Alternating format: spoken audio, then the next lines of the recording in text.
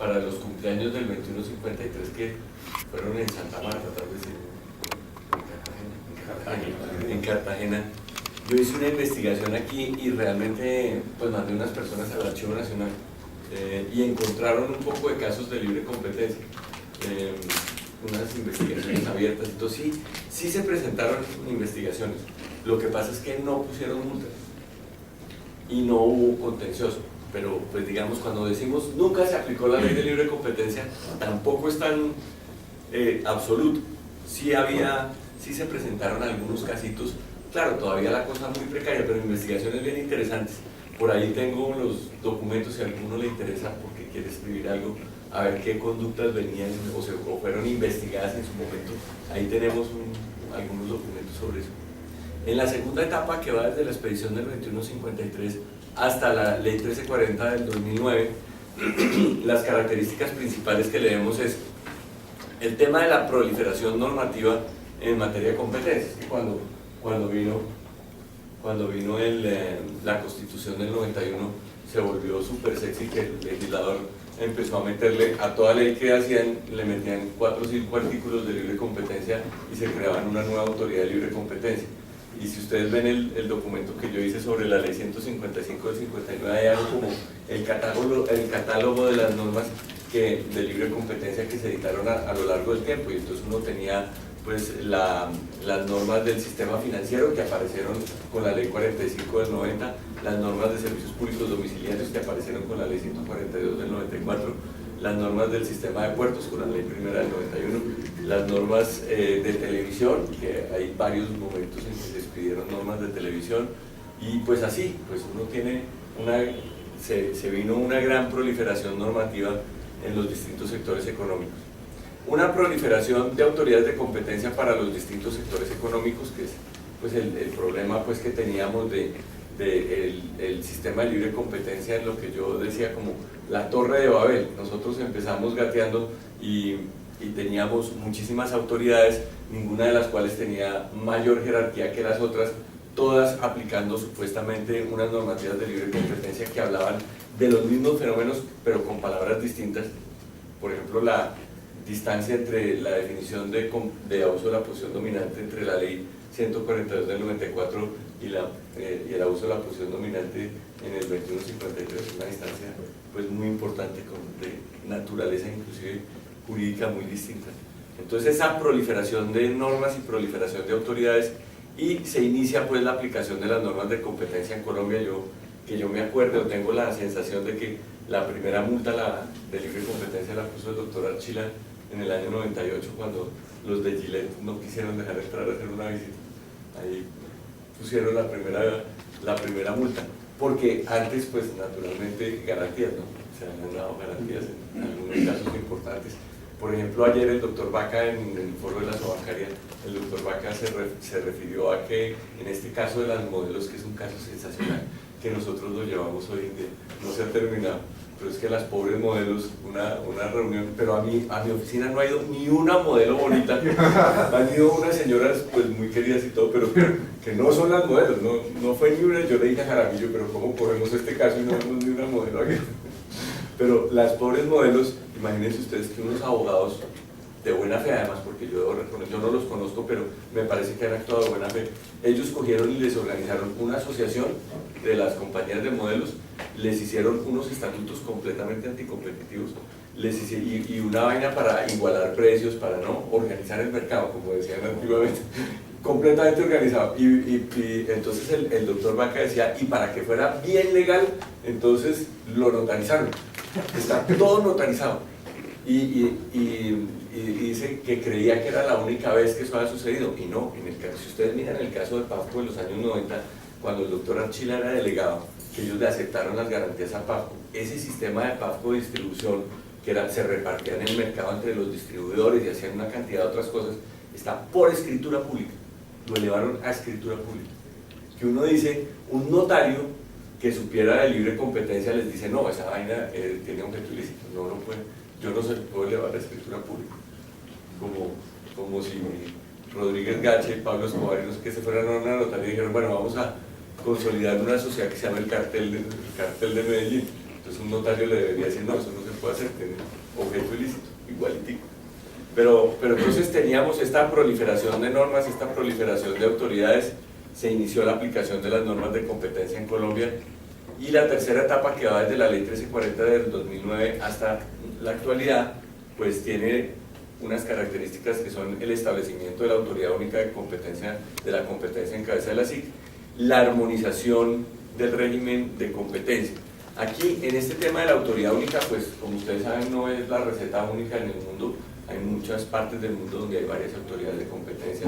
México acaba de vivir la autoridad de competencia, hicieron muchas cosas muy importantes, le elevaron la categoría de la autoridad de competencia, pero al mismo tiempo la dividió. Entonces uno dice que es contra Slim y en favor de Slim, como que todo tiene que ver con Slim en México cuando hacen las cosas, pero indudablemente la autoridad mexicana de competencia se ha cogido mucho vuelo, pero le quitaron el tema de telecomunicaciones.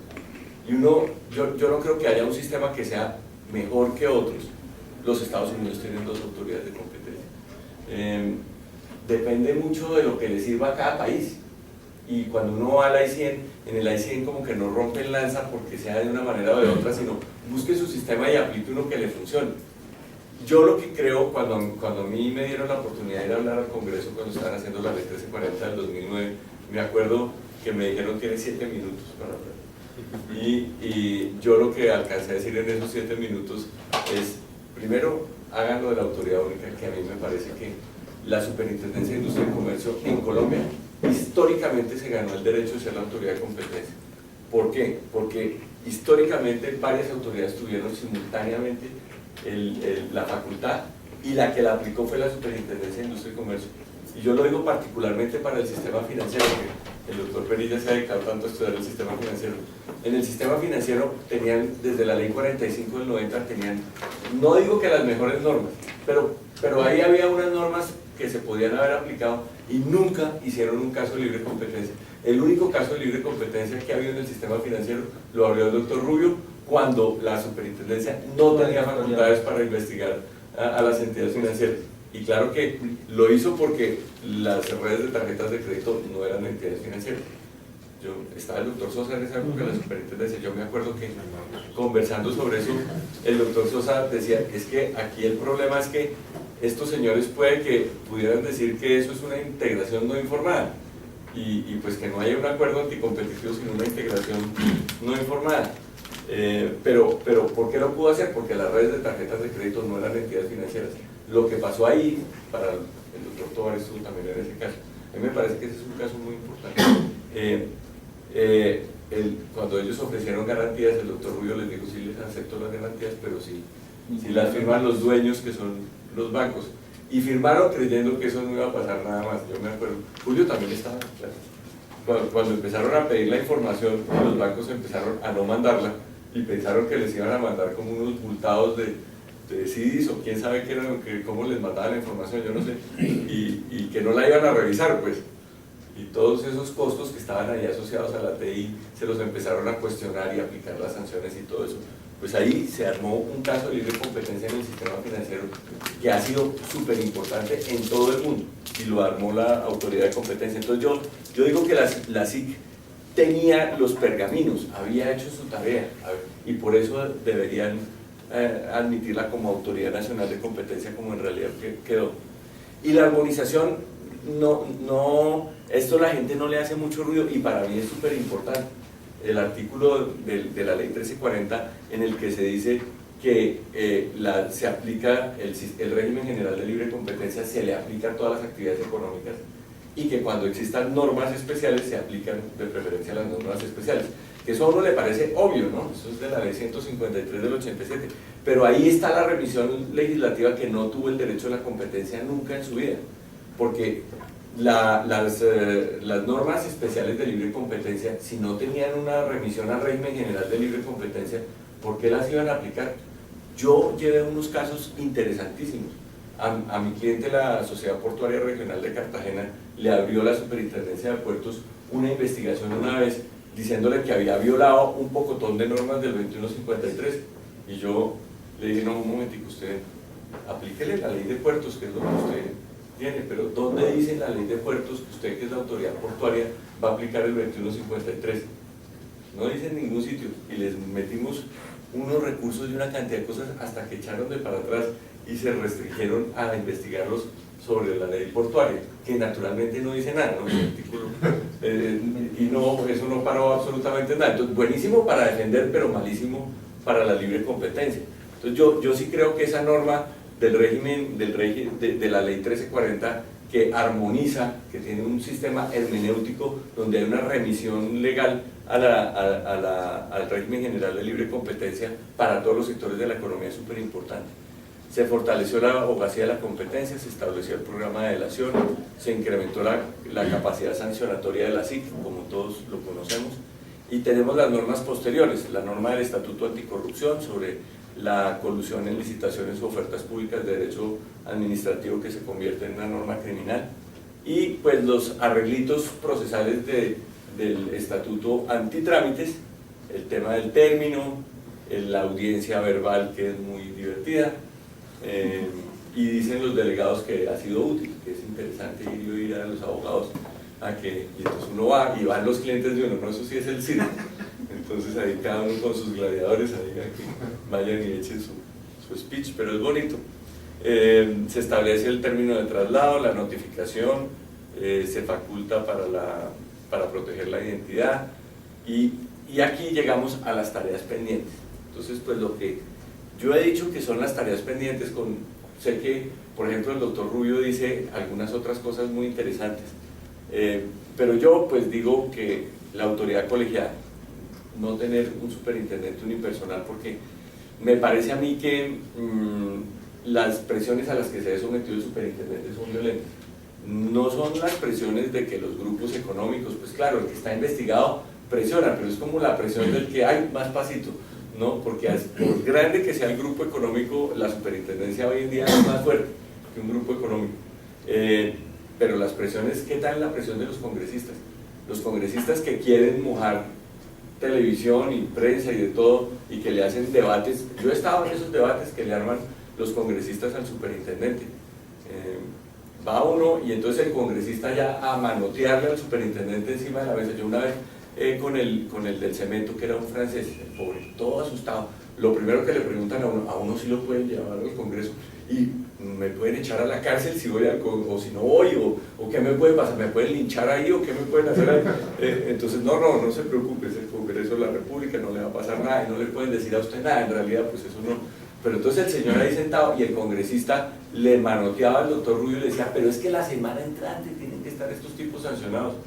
Entonces el doctor Rubio, pero ¿cómo así? O sea, la investigación acaba de empezar, los señores no se han defendido, esto tiene un debido proceso. O sea, pero la presión de los congresistas es sumamente grande, la presión de los medios de comunicación es que cuando la autoridad arranca una investigación es muy complejo el fenómeno mediático, que la presión que se genera, la ola que se genera, porque tiene que haber sanción, porque si no al superintendente ¿cómo va a quedar de mal después de que abrió una investigación? Entonces se vuelve muy complicado. De golpe la investigación preliminar tiene entonces que ser muy grande, pero como ustedes saben, nosotros no tenemos muchas garantías en una investigación preliminar. El expediente es reservado, uno no puede, si acaso lo dejan entrar a las diligencias, que no siempre, a mí unas veces me han dejado entrar y otras no me han dejado entrar, pero si uno va, tampoco puede preguntar. Entonces, pues, digamos, si uno dice de golpe con una investigación preliminar más robusta y que cuando abran ya sea, pues realmente porque la cosa va muy en serio, entonces uno dice sí. Yo creo que cuando la superintendencia abre es porque va muy en serio, uno ve que, y sobre todo ya con delación a bordo, si abren con delación es porque la cosa va súper firme. Pero claro, entonces pues el tema de la defensa, ¿no?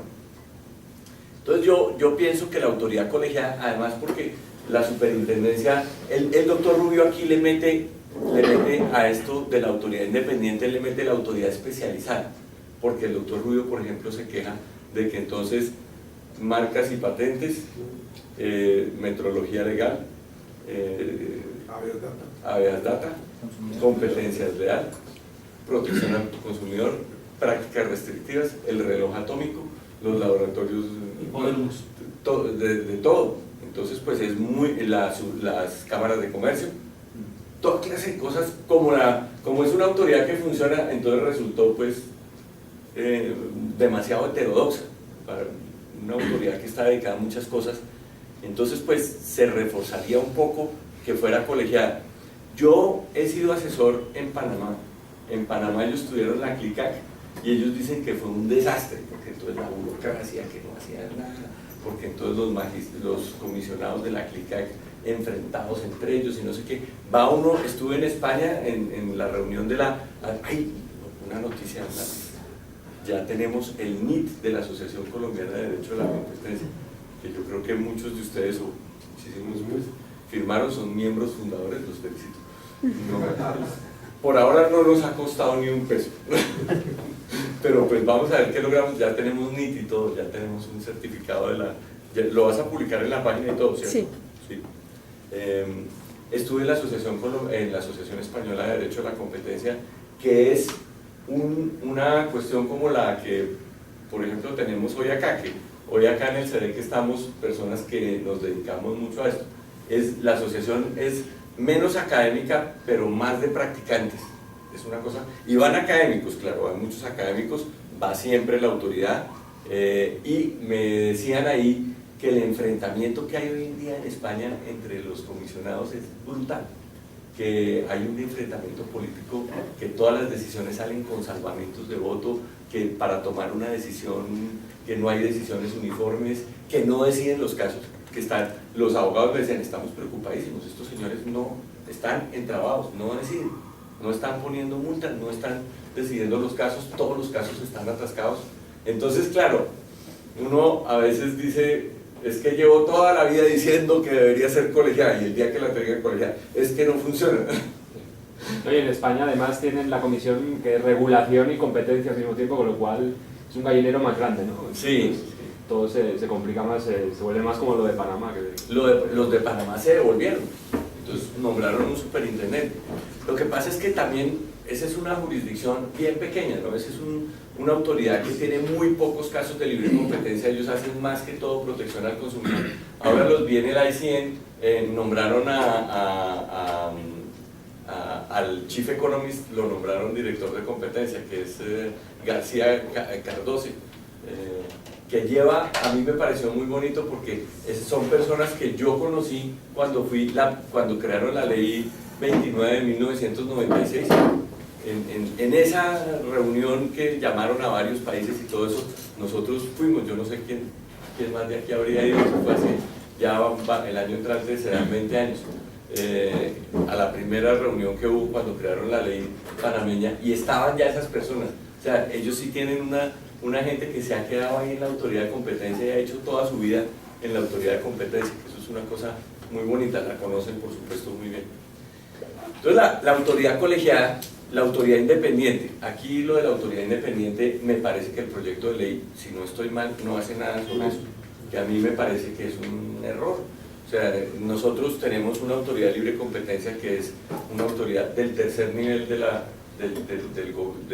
rama ejecutiva del poder público, del libre nombramiento y remoción del presidente de la república, y pues yo sí tengo la noción de que mayoritariamente los gobiernos colombianos desde el año 92 pues han respetado la autoridad de libre competencia, han respetado a los superintendentes, han nombrado superintendentes que han sido personas que, digamos, sin una agenda sino la de la aplicación de la ley, y que han logrado, pues digamos, más o menos imponer o aplicar la ley según su leal saber y entender, que eso era lo que decía la ley de libre competencia.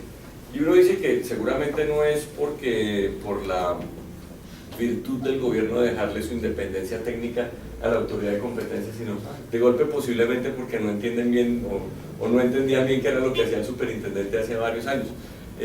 Pero nosotros todos sabemos que ha habido momentos críticos de la historia nacional donde el cambio del superintendente tiene como un tufillo de que de golpe el superintendente se había vuelto incómodo para el gobierno. Y ahí lo que yo digo siempre es que la política de libre competencia es una política estatal, sin lugar a dudas, pero no debe ser una política gubernamental.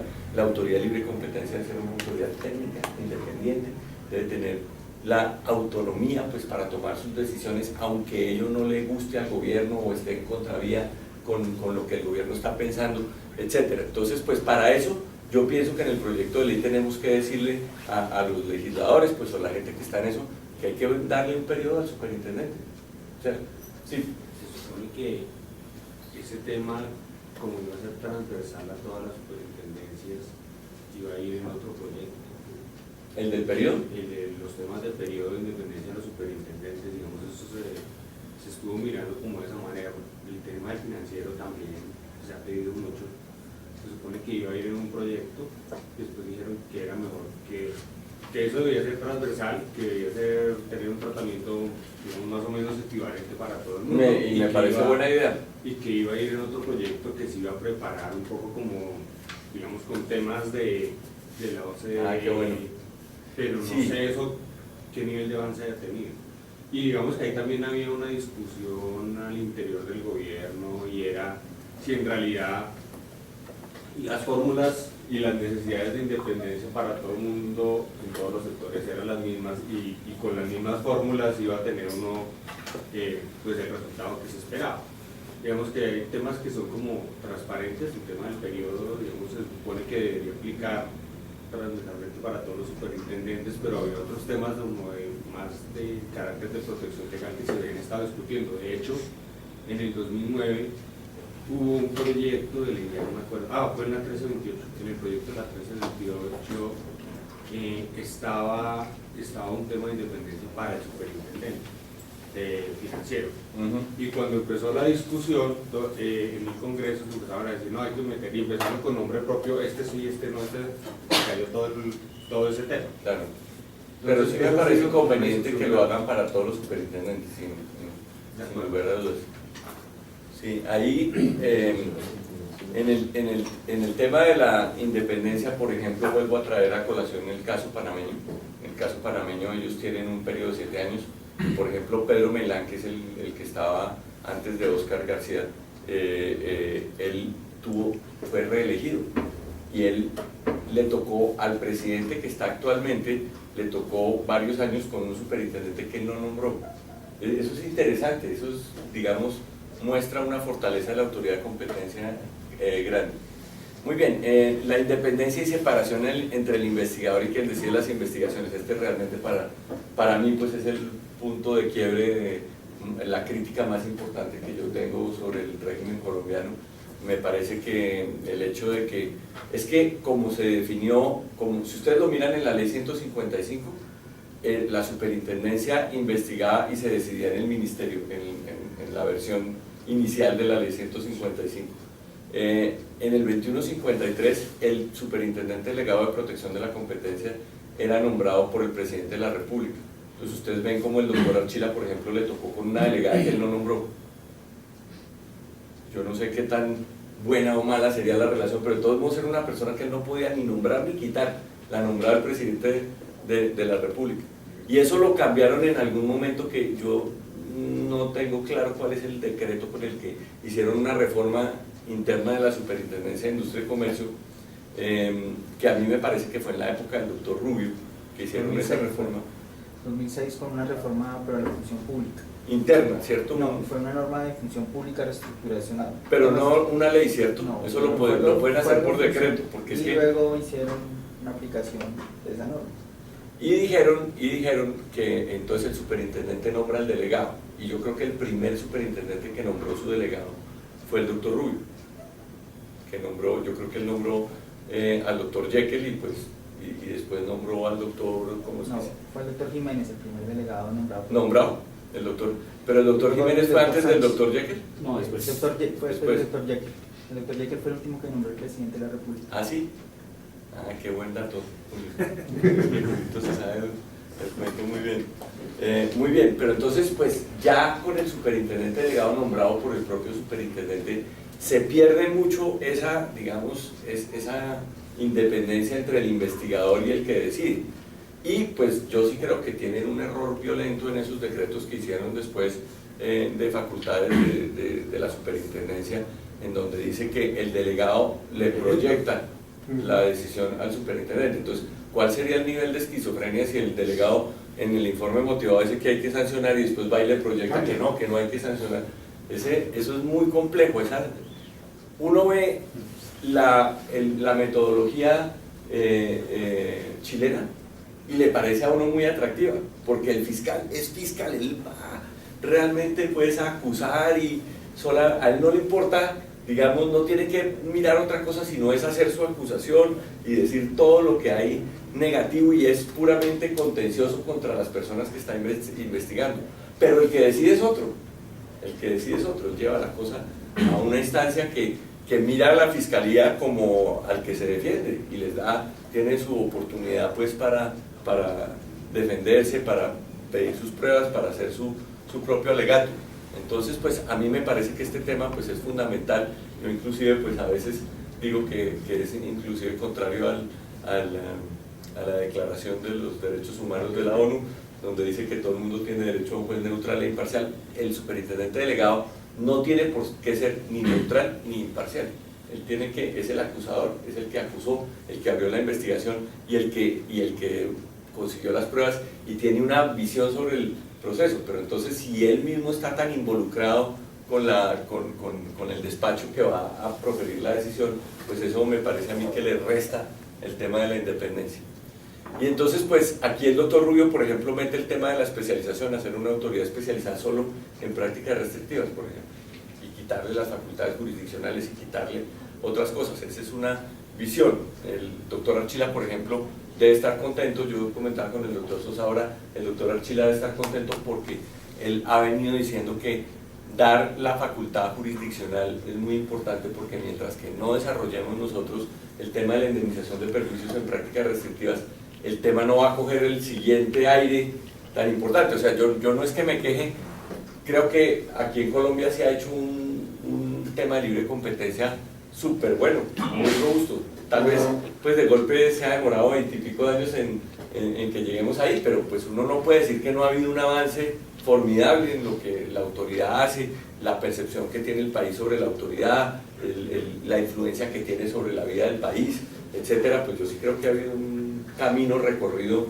sumamente sólido. Es una autoridad seria que tiene unas decisiones muy importantes, que tiene una cantidad pues de logros que puede mostrar. Pero el siguiente paso cualitativo, indudablemente hay una tarea pendiente, que es poder lograr la indemnización de perjuicios de prácticas restrictivas de la competencia. El doctor Perilla ayer hizo su conferencia, que es muy importante, un documento además que publicó en la revista del CEDEC sobre la arbitrabilidad del derecho de la competencia, o sea, la posibilidad de hacer tribunales de arbitramiento sobre el derecho de la competencia, que es allí donde se podría ver que ha habido un desarrollo jurisdiccional, porque ciertamente yo no conozco ningún caso que se haya llevado ante los jueces civiles del circuito en la jurisdicción ordinaria en el que se haya debatido o se haya pedido una indemnización de perjuicios por la realización de prácticas restrictivas de la competencia.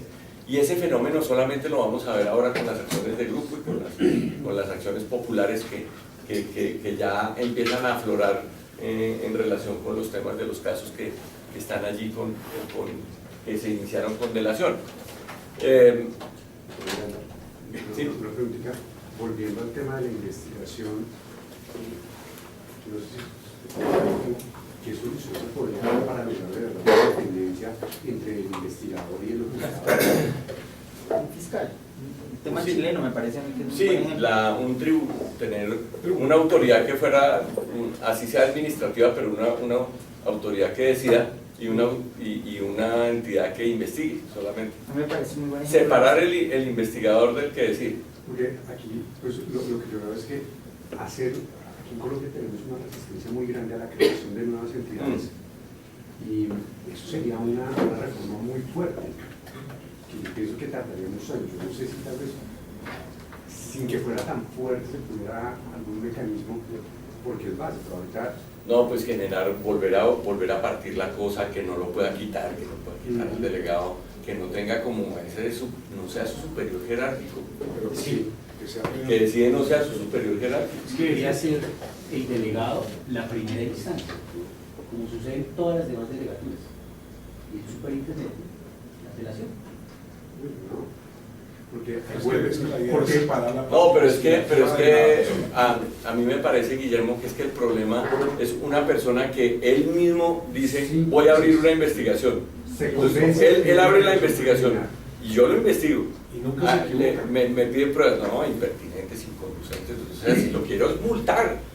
Entonces él litiga contra esa persona y después decide él mismo y le produce una decisión ya. Sí. O sea, lo que decimos es alguien que instruya y le presente, mire, yo le recomiendo, pero a alguien que sea completamente separado y sobre el que él no tenga una influencia ni una dependencia, más separación. Una organización interna la supertó. Y además que no nombren al delegado, no nombren al superintendente. No lo nombre el superintendente, sino que sea un tipo con independencia, que pueda haber. Y no obstante, pues eso también dejan entredicho que está en la misma Mire, superintendencia. en la época del doctor Archila era muy interesante que a veces había muchos más informes motivados que el informe motivado recomendaba una cosa y el superintendente tomaba otra decisión. Y yo un día les pregunté, ¿y usted? Yo una vez dije que en el CDEC íbamos a publicar informes motivados y el doctor Archila me dijo, no, porque esa no es la decisión. no publique la decisión. Y un día que sacaron, porque eso pasaba, digamos, pasó varias veces, que Belandia decía, es así, y Archila decía, para el otro lado. Entonces yo les decía, ¿y qué pasa entre ustedes cuando eso sucede? Decía Archila, no, pues no me habla como en una semana. Pero es interesante esa distancia. Pues hay que romperla, sí. Y posibilidad de establecer como un marco sancionatorio. Ahorita está, pero nadie se anima, o sea, de castigar al superintendente. Mire, la investigación se supone que es reservada. Y uno no entiende cómo el superintendente de Industria y Comercio sale a decir, estamos abriendo investigación por tal cosa. Es que es reservada para el propio superintendente de Industria y Comercio. Sí, y pues ahora en los casos de delación que él no abrió la investigación o él no aceptó la delación. La delación se acepta en el nivel del delegado. No hizo la negociación del acuerdo de delación. Pero pues sale y cuenta una cantidad de cosas sobre Y los asesores del despacho están participando en las delaciones que se llevan ante el delegado. Uy, Ahí cuando empiezan la grabación se identifican, estamos presentes fulano, sultano, mecano, y está un asesor de despacho en la toma de la delación. Eso, ¿tiene competencia para hacer eso un asesor? ¿Qué va a tomar? Pues sí, todo eso, digamos, ahí el tema es mayor separación. Los mecanismos para la indemnización de perjuicios, el plazo máximo en esto ya están trabajando. Porque ustedes se fijan, en la vida anterior nuestra, claro, eso no le ha pasado a la autoridad de manera muy repetida, pero hay 2 o 3 casos de silencio administrativo positivo en los últimos 20 y pico años, hay 2 o 3 casos. Pero hoy en día no hay ningún riesgo de que se le venza el término del superintendente, porque como quedó la ley 1340, siempre la autoridad puede ampliarse el plazo.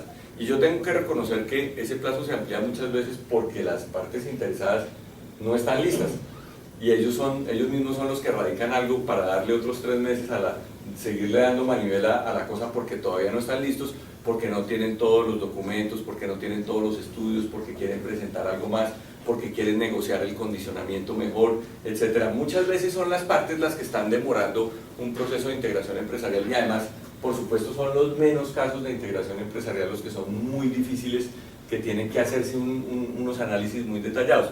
Pero realmente el tema del silencio administrativo positivo es importante que haya un límite, que no sea que la autoridad puede mantener abierto un proceso de integración empresarial de manera indefinida, porque eso se vuelve una facultad una traba para el desarrollo del proceso económico. Pero, y en ese tema yo creo que hay que tener en cuenta, pues ahora cada día más nosotros estamos participando en procesos que son multinacionales, Sí, claro. internacionales, y donde además puede haber otras autoridades de competencia que tienen entidades que hacen parte del proceso y que también tienen en algún momento que tomar decisiones. Y uno ve que siempre está el tema como de quién tiene que ir primero. ¿Sí? Yo tengo que ir primero yo, que voy a recibir, o tiene que ir primero el supervisor de la casa matriz o del componente más grande del proceso, y digamos que ahí no hay una regla. Entonces, todo el mundo a veces espera, y dependiendo del tipo de proceso, que puede ser complejo, todo el mundo espera un poco cómo se toman esas decisiones, porque también ha pasado que sale la autoridad colombiana y después la autoridad de otro de los componentes dice que no. Es que ahí, por ejemplo, lo que sí nota uno muchas veces con esas grandes operaciones multinacionales es que Colombia tiene un proceso lento, tiene un proceso que inclusive autoridades que tienen que ver una transacción que sí es muy compleja en algunos países salen antes, y en Colombia la transacción es una colita y entonces la impaciencia pues de esos abogados multinacionales que están vigilando 50 jurisdicciones al tiempo, y más o menos el efecto económico de la integración en Colombia es el 1% de la cosa. Dicen, pero ¿y su autoridad qué? Pues allá, si esto aquí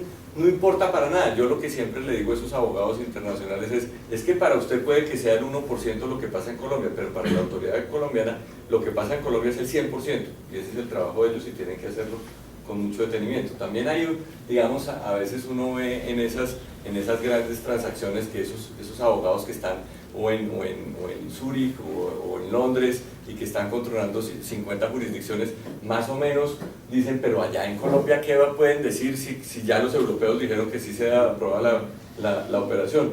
Yo he tenido casos en que me dicen, mire, le voy a mandar lo que le presentamos a Europa y usted presente eso mismo. Y yo le dije, es que eso no me sirve para nada, porque esas son las cifras de Europa, la concentración del mercado de Europa. Y entonces el tipo dice, sí, ¿y le parece poquito? O sea, digamos, pues no sirve para nada, aquí no sirve para nada. Yo tengo una observación, doctor Miranda, y es que creo que en todas las etapas que usted ha presentado acá al comienzo de la charla, y eso tiene que ver mucho con el tema de concentraciones, nosotros comenzamos con la ley 155 y ahí no hay un procedimiento claro sobre el tema de cuál era el plazo máximo. No. Y de hecho, una interpretación sistemática de muchas normas para crear un procedimiento. Sí. Luego vinieron las circulares. Sí. ¿Sí? Yo creo que un avance grandísimo de pasar a no tener un procedimiento claro en la ley 1340 fue tener dos: una notificación y una preevaluación, una información y una preevaluación. Sí. Y ahora creo que va a dar mayor claridad viendo el proyecto que tienen, de que le crean las etapas y todo.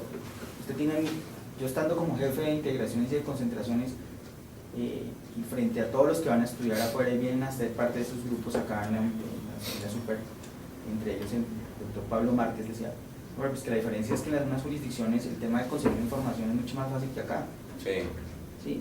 Cuando usted se ha enfrentado a una integración generalmente muy importante, o cualquier integración, lo primero que usted tiene que ir es a buscar datos, y buscar datos aquí no es fácil. No, no es fácil. Además, ¿sí? Hacen el requerimiento. Entonces, y la gente no se los contesta tan rápidamente. Es un punto. O sea, hacer requerimientos de información en Colombia no es fácil. Primero porque la gente no quiere dar la información. Un tercero, frente a dos compañías que son grandes competidores y tienen que dar la información, pues muy difícilmente nos la va a dar. ¿Sí? Sí, pero es de la investigación se te demora 6 meses para poder cogerlo. Sí, pero hoy en día mandan el requerimiento con la facultad sancionatoria, sí, si no me dan la información. Sí, pero de todos modos es complicado. Abiertamente también lo investigan. Sí, o sea, pero igual estar uno sentado ahí viendo que no tienen los datos claros y que tienen que sacar una decisión, pues eso no es fácil. Igual que para ustedes tampoco es tan fácil cuando están del otro lado consiguiendo los documentos. Que no es fácil. Sí, pero yo diría una cosa, Julio, es que las integraciones empresariales no son prácticas restrictivas. No, yo lo entiendo. Son un ejercicio de la autonomía, de la voluntad privada, de la libertad de empresa, etc. Es que el Estado no puede digamos, fiscalizar la actividad económica de una manera tan intensa que impida el desarrollo del país, porque las integraciones muchas veces son pues en la mayoría de las oportunidades, y aquí en todos los países, realmente el nivel de oposición a las integraciones es un porcentaje muy pequeño. Diferentes, y por eso en todo lo que se hizo después con el 019 fue dar la oportunidad que modificáramos, hiciéramos varias resoluciones diciendo, oiga, podemos hacer cosas para volver mucho más ágiles los procesos de evaluación. Y de hecho, si ustedes ven los plazos durante, yo creo, del año 2010 al año 2013, los procesos de preevaluación, que son los más complejos, pues pasaron de, creo que un promedio de 5 a 6 meses. O sea, y obviamente hay casos que pero yo te digo una cosa, los abogados internacionales, aquí en Colombia se utilizó el tema de las dos fases, que existe en Europa y que existe en Estados Unidos. Y lo que creen todos los abogados que viven en los otros países es que una operación que pasa a fase 2 es porque hay un problema. Y aquí, no porque pase a fase 2 es porque hay un problema, sino es porque no tenemos todos los datos. La tengo que pasar a fase 2 porque la fase 1 se acaba a los 30 días, quiera que no. O usted la prueba o la pasa a fase 2. Y ahí fue cuando creamos la posibilidad en el año 2012, 2013 de decir, no, venga, si usted va a presentar una prueba, pues tenga la oportunidad de presentar documentos fase 1 y fase 2, que eso se hizo con Carlos Pablo. Entonces se dijo, vamos a hacerlo mucho más rápido. No sé ahora cómo lo tienen porque no estamos metido en tema de concentración e integración. Sí, yo te digo, en la práctica, ¿cómo pasa eso? El cliente dice, le quiero apostar a que es fase 1 y me da pereza reunir todo. Y apúrele, ¿no? A uno hay muchas veces que le dicen a uno, el lunes le llegan, necesito presentarla el viernes. Depende de qué tan ordenado lo tenga. Si tiene toda la información se puede, y entonces le presente la fase 1, porque es que tienen tanto afán y creen que de golpe pueden salir en fase 1 y muchas veces pues la autoridad no está lista con solo la información de fase 1, hay muchas dudas, hicieron requerimientos, no han llegado la información, no la han podido evaluar, entonces lo pasan a uno a fase 2, entonces ahí se prenden una cantidad de alarmas porque esos abogados de afuera entonces dicen, entonces es que hay un problema. Esta operación, usted no nos dijo que esto tenía problemas, nos dijo que el mercado era fácil, que no, esta operación no, y uno le toca decir, mire, no es que la autoridad esté pensando que tiene que o imponer condicionamientos o rechazar la operación, es simplemente que no han podido hacer la evaluación con todos los datos porque no les ha llegado toda la información. Obviamente hay que ser claros, también ha habido casos que son extremos, uno no puede pasar de lado, los casos como el caso del Cafanexito, el caso de las tabacaleras, pero hay casos que si fueron demorados y fueron muy buenos, como el caso de eficiencias de puertos. Sí. No, hay casos que se tienen que demorar, sí. O sea, una cosa que fue complicada, o sea, no es fácil, a veces hay integraciones que están por primera vez en el mercado.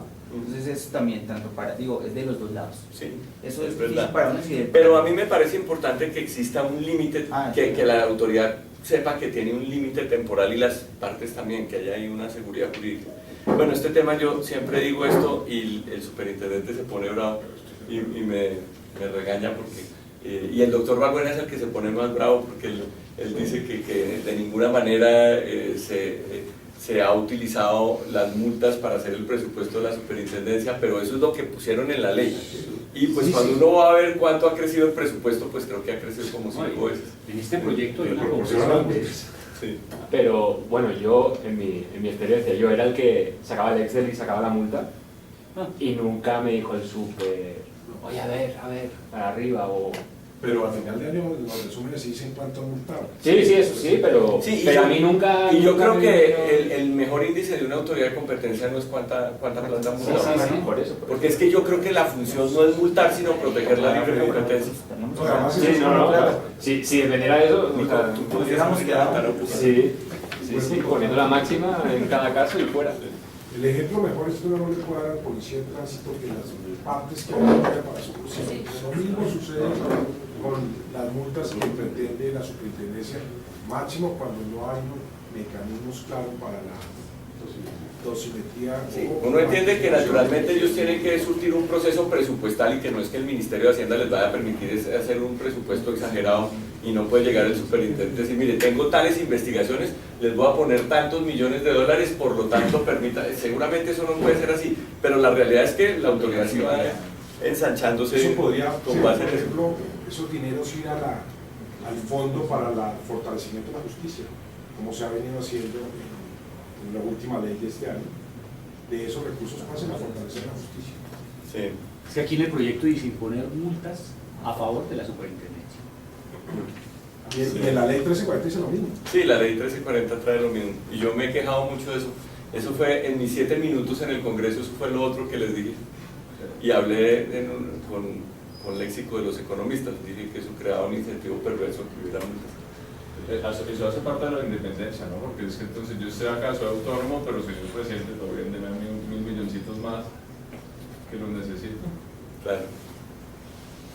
Muy bien, y la mayor profundidad en la... Entonces, pues, Mi último punto es que hay que hacer un énfasis en el tema de abogacía de la competencia y un énfasis en la parte del cumplimiento de normas de competencia en lugar de hacer un énfasis tan grande en las sanciones. O sea que debe haber más, no que lo único importante sea poner multas, sino que también la cultura de competencia sea también una actividad muy grande de la superintendencia, y en eso tengo que reconocer que esta superintendencia, pues construyendo sobre lo que ya existía, está haciendo un proyecto muy grande sobre eso. Nombraron al doctor Plata, está trabajando en el tema de compliance, yo me he reunido con él, le di todo, pues en eso venimos nosotros trabajando desde hace muchísimo tiempo.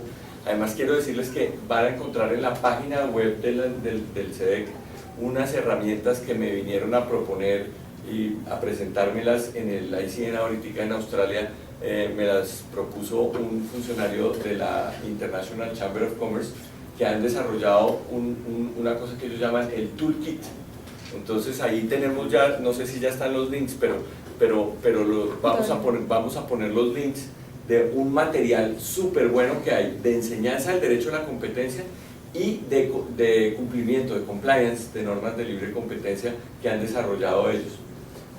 Ese tema es súper importante. El doctor Plata le estuvo dando un circuito en varias ciudades del país con un funcionario de la autoridad portuguesa de libre competencia, enseñando sobre cumplir a las empresas sobre cómo hacer los programas internos de cumplimiento de normas de libre competencia. Sí, mira, en este tema de promoción de la competencia, lo que queremos ahondar con la experiencia de otras autoridades. La autoridad inglesa de competencia tiene una facultad para hacer unas investigaciones de mercado, analiza profundamente un mercado específico, sus elementos estructurales, sus elementos de conducta, y puede adoptar medidas tanto de estructura como de conducta para eliminar elementos que restrinjan o impidan la competencia en un mercado. Así, por ejemplo, se dio ahorita en el caso del mercado cementero en Inglaterra. Eso no es sancionatorio. Eso es un elemento de investigación, una investigación muy profunda y muy amplia, que concluye con un reporte y con unas decisiones. Pero las decisiones que es o sea, la autoridad regulatoria también. La decisión, por ejemplo, ahorita llevó a la orden de unas desinversiones de unas cementeras, contratos de acceso y uso de instalaciones esenciales, y son decisiones que a veces son de mucho impacto. No es una actividad ex post. No es ex post y no es sancionatorio. Es preventivo. No es sancionatorio, simplemente van a investigar y llega a ser de mucho impacto, y no está el tema de una multa. Y por ejemplo, pues es de tanto impacto que están ordenando la división de algunas compañías. Sí, pero complicado también, ¿no? Para el sector privado, que lo vengan y lo intervengan así. Sí. Sí. Muy bien, y de aquí pues saltamos al proyecto de ley. Pues eso es, digamos, la visión que nosotros hemos desarrollado a lo largo de todos estos años de lo que faltaría, de lo que ha pasado, de lo que faltaría, y estos son los principales aspectos. Aquí voy en orden del proyecto. En el tema de abogacía de la competencia se enumeran las diferentes formas de regulación estatal sobre las cuales se puede rendir concepto previo de la superintendencia, y se incluyen aquellas que otorguen subsidios. Eso es como muy para el tema de sí, la parte agrícola, ¿no? En el tema de concentraciones empresariales se está adoptando una medida que a mí me parece interesante, que ya pues ha sido una discusión interesante en Colombia. Cuando empezó la ley 155, nosotros decíamos las empresas que se dediquen a la misma actividad, entonces nosotros decíamos la autoridad colombiana puede controlar las integraciones horizontales.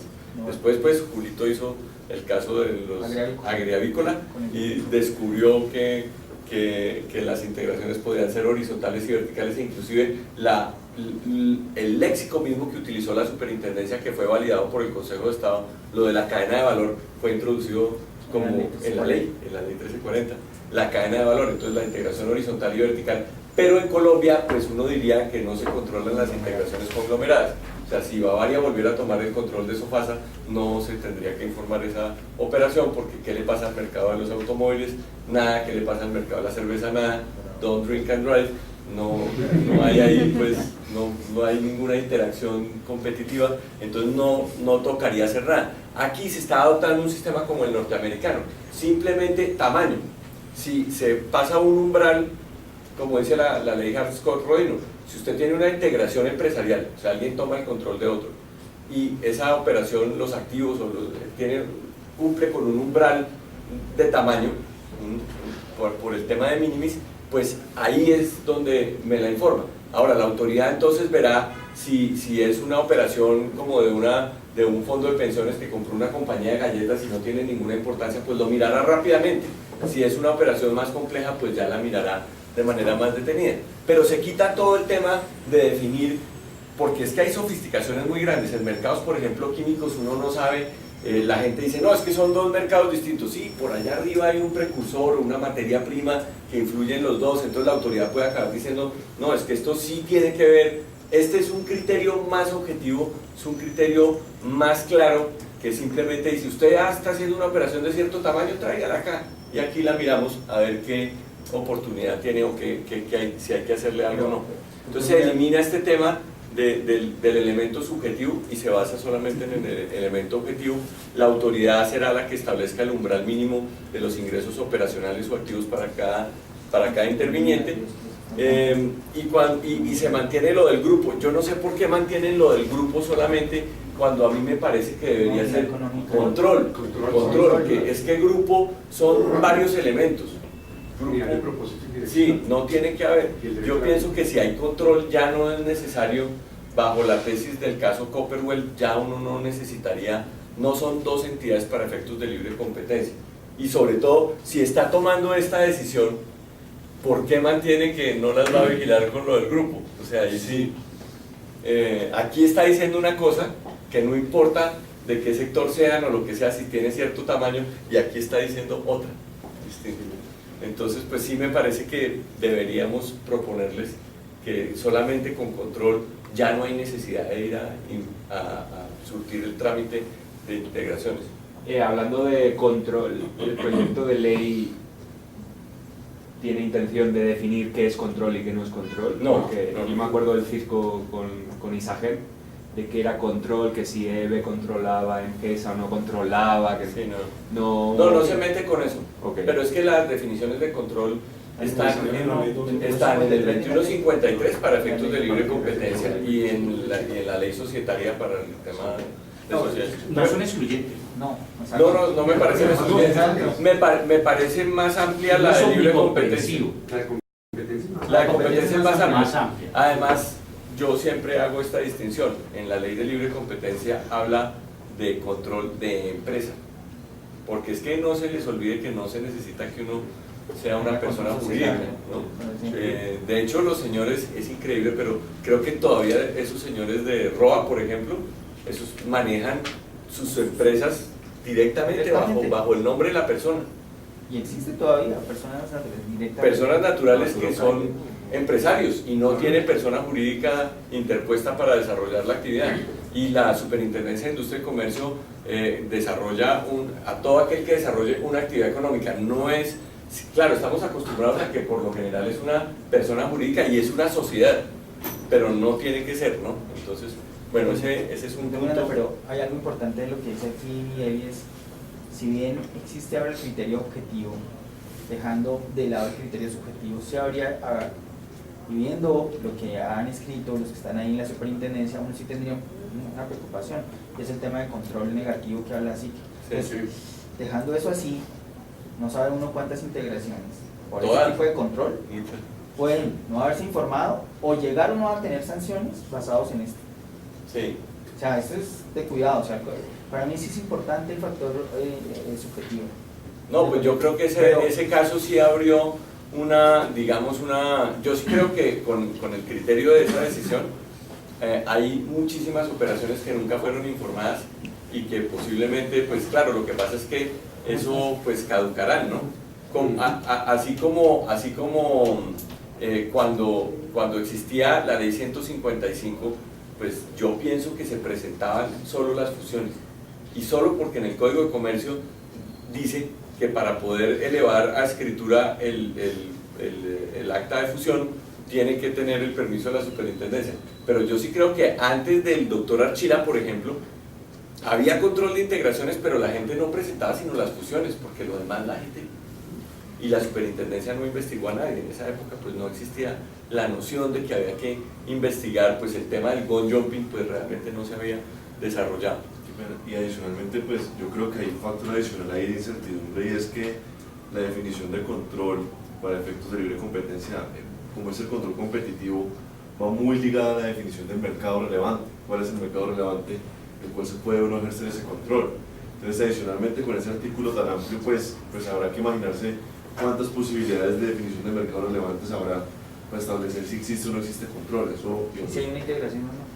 Si una integración, porque dependerá mucho de cuáles definiciones de mercado hayan existido. O sea, en este mercado, de pronto, si lo define el mercado así, sí tiene control, si lo define así, de pronto no. Hablar ahí en el proyecto Entonces, de horizontales, verticales, conglomerados. O sea, en vez de, a mí me parece que es mejor, en vez de dejarlo tan amplio, porque ustedes saben cómo han variado las interpretaciones y se puede llegar a una interpretación como la de Isani. Y es que hay que tener en cuenta que por regla general, que el tema de concentraciones empresariales es un tema que lo desarrolla la autoridad de competencia, porque pues no ha habido prácticamente ningún caso que llegue a donde los jueces. Eso pues llega de manera muy excepcional, un caso de integraciones empresariales ante los jueces. Que yo recuerde que esté pendiente el tema todavía por allá del 2003 del caso de la Sociedad Portuaria de Cartagena y los operadores portuarios. Y está todavía pendiente y es en única instancia. sí, ¿no? Y adicionalmente, pues la infracción es usted notificó o usted informó o no. No habrá más lugar de discusión. Entonces, estas incertidumbres con ese tipo de infracción que es usted informó o no, pues se vuelven una carga muy pesada para los particulares. De acuerdo. Y pues también, digamos, para la autoridad, pues la autoridad también, pues queda que sus decisiones quedan muchas veces, no hay certidumbre, ¿será que sí o será que no lo imponemos? Entonces, como de pronto restringir un poco esos conceptos sería recomendable. Este tema de golpe, pues una definición más precisa.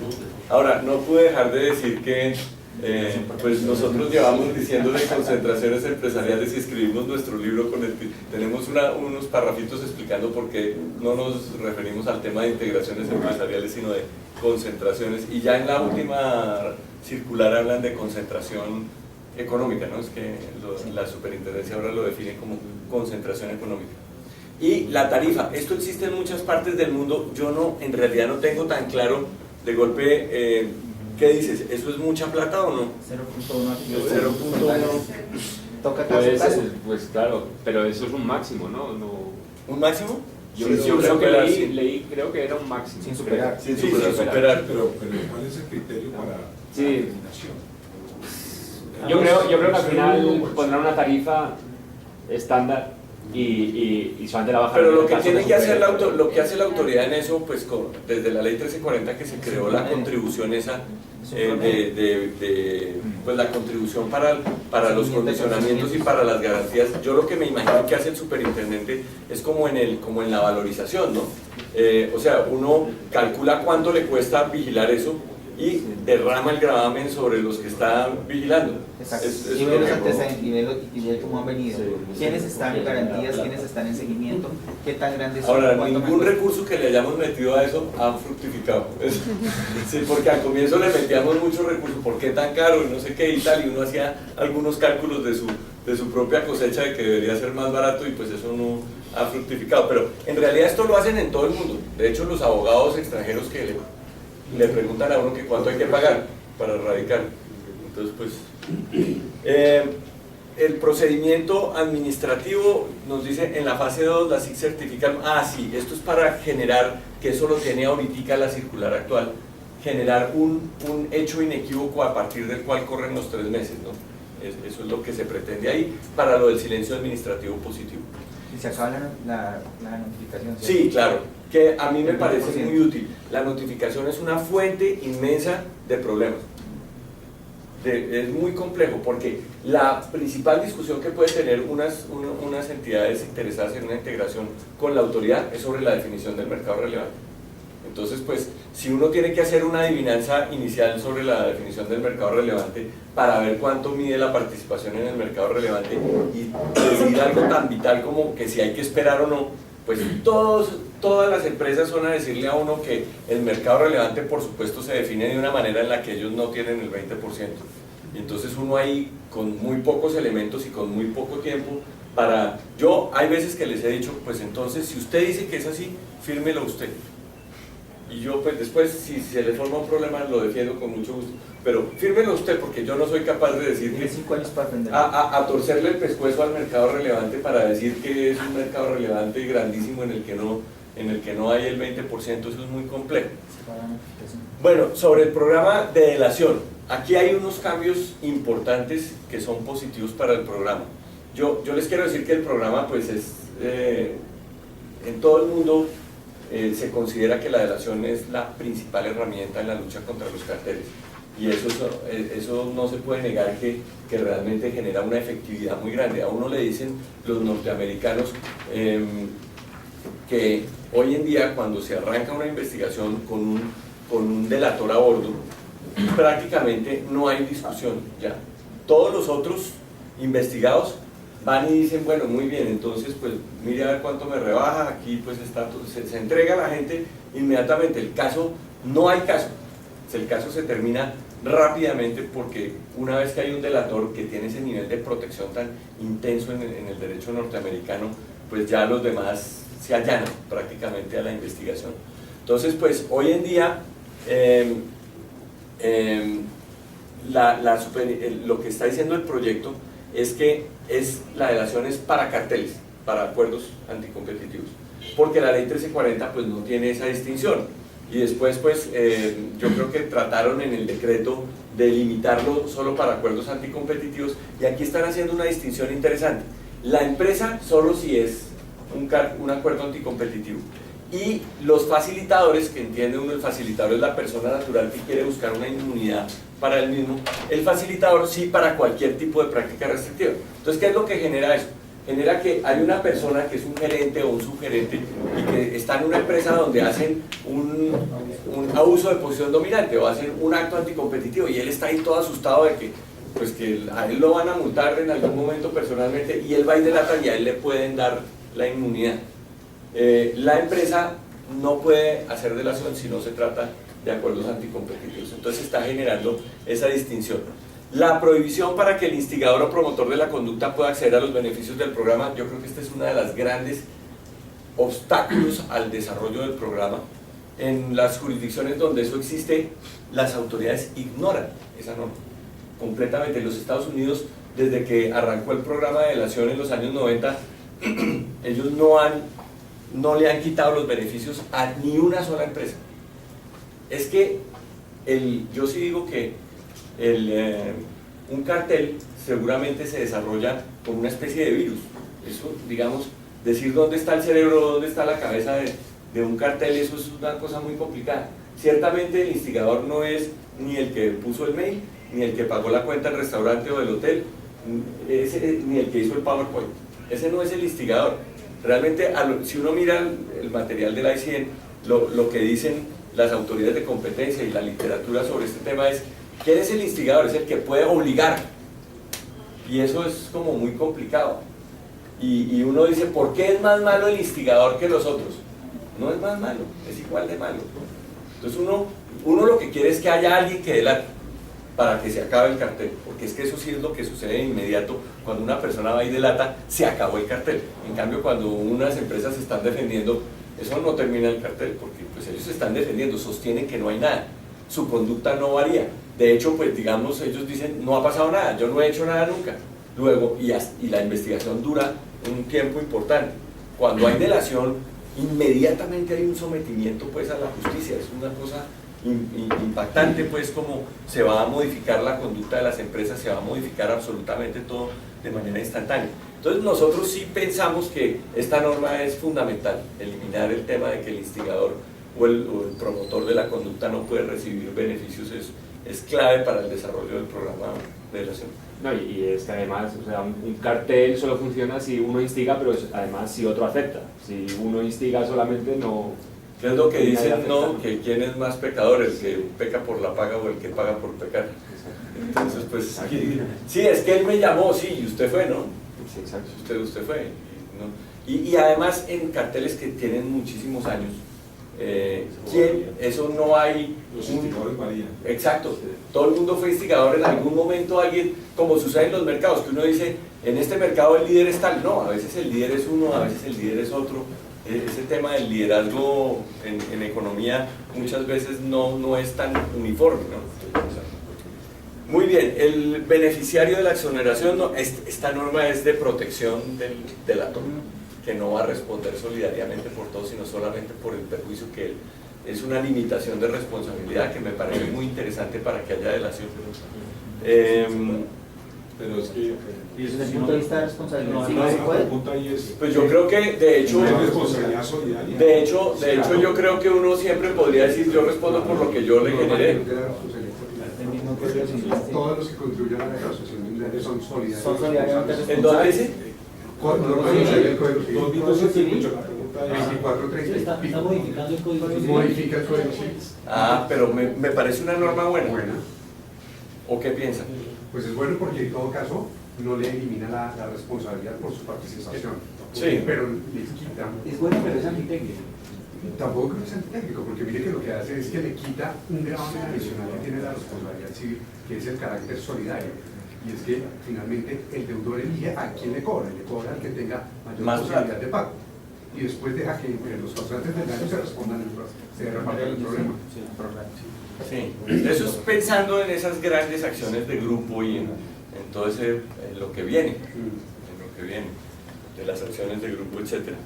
Pero, de todas maneras, aunque llegara a desaparecer por vía de una reforma al Código Civil, el tema de la responsabilidad solidaria sigue siendo responsable de manera individual. Claro.